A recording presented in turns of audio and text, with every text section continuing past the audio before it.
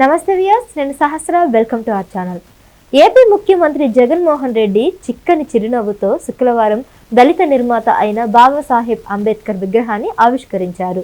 కానీ ఆ చిక్కని చిరునవ్వు కేవలం ఓట్ల కోసమే అనేది బహిరంగం. ఎందుకంటే జగన్ తన చిక్కని చిరునవ్వు మాటున దళితుల విషయంలో చేసినటువంటి ఎన్నో దారుణాలు ఈ ఐదేళ్ల కాలంలో కూడా మనకు కనిపిస్తున్నాయి. నోరెత్తితే అణిచివేయడం, కుదిరితే చంపివేయడం అన్నట్లుగా జగన్ సైన్యం పనిచేసింది. ఆయన పాలన ఉన్న ఈ 5 ఏళ్ల కాలంలో దళితులకు జరిగిన అరాచకాలు, ఆకృత్యాలు అన్నీ ఇన్ని కావు. డాక్టర్ సుధాకర్ పై దాడి చేయడమే కాక పిచ్చివాడిగా ముద్ర వేసి చంపేశారు. నర్సీపట్నం ఏరియా ఆసుపత్రిలో అనస్థేషియనిస్టుగా పనిచేసిన డాక్టర్ సుధాకర్ రావు కరోనా నియంత్రణలో ప్రభుత్వం ఫెయిల్ అయిందని, డాక్టర్లకు కూడా మాస్కులు, కిట్లు ఇవ్వడం లేదని బహిరంగంగా విమర్శలు చేసి సస్పెండ్ కావడం, ఆ తర్వాత గుండుతో గుర్తుపట్టలేని విధంగా విశాఖపట్నంలో ప్రత్యక్షమయ్యారు. ఆ తర్వాత ఆయన చనిపోవడం అప్పట్లో సంచలనంగా మారింది. లిక్కర్ మాఫియాని ప్రశ్నించినందుకు ఓం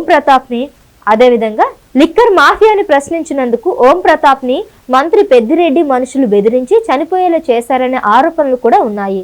మరోవైపు వరప్రసాద్ అనే మరో వ్యక్తి శిరోముండనానికి బాధ్యుడైన ఇసుక మాఫియా నేత, వైసీపీ నాయకుడైన కృష్ణమూర్తిని ఇప్పటికీ అరెస్ట్ చేయలేదు. మాస్క్ పెట్టుకోలేదని ప్రకాశం జిల్లాలో కిరణ్ ని కొట్టి చంపారు.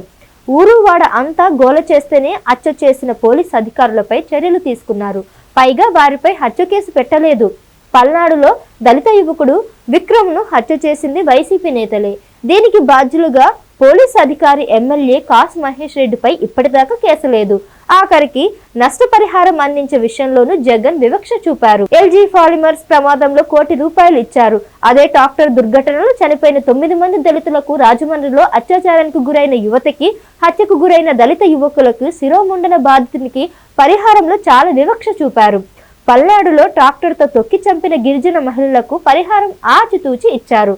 అక్రమ కేసులు, దళితుల అసైన్డ్ భూములు లాక్కోవద్దని వాదించినందుకు యాక్టివిస్ట్ అయిన మహాసేన రాజేష్ పై అక్రమ కేసులు పెట్టారు. రాజమండ్రిలో 16 ఏళ్ల దళిత మైనర్ బాలికపై 12 మంది గ్యాంగ్ రేప్ చేసి పోలీస్ స్టేషన్ ఎదుటే వదిలేస్తే నిందితులపై ఏ చర్య తీసుకోలేదు.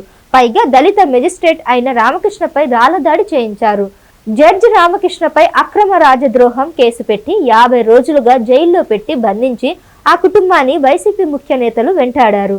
కృష్ణా జిల్లా గుడివాడలో ప్రేమ వివాహం చేసుకున్న జంటపై మంత్రి అనుచరులు దాడి చేశారు. మరోవైపు చిత్తూరు జిల్లాలో డాక్టర్ అనితారాణి బట్టలు మార్చుకునే సమయంలోనే ఫోటోలు తీయడం, ఆమె పట్ల మంత్రులు అనుచితంగా మాట్లాడి రచ్చ చేశారు. ఫ్రంట్ లైన్ వర్కర్ అయిన దళిత యువతి లక్ష్మి అపర్ణను విశాఖ నడి రోడ్డులో పోలీసులు పడదోసేసి రెక్కలు విరిచి ఘోరంగా అవమానించారు. అత్యాచార నిరోధక చట్టం నిర్వీర్యం. 1989 నుండి అమల్లో ఉన్న SC/ST అత్యాచార నిరోధక చట్టాన్ని కూడా నిర్వీర్యం చేశారు. ఈ చట్టం కింద ఎటువంటి జాప్యం చేయకుండా FIR నమోదు చేయాలని చెబుతున్నా పట్టించుకోకుండా నిర్లక్ష్యం చేస్తున్నారు.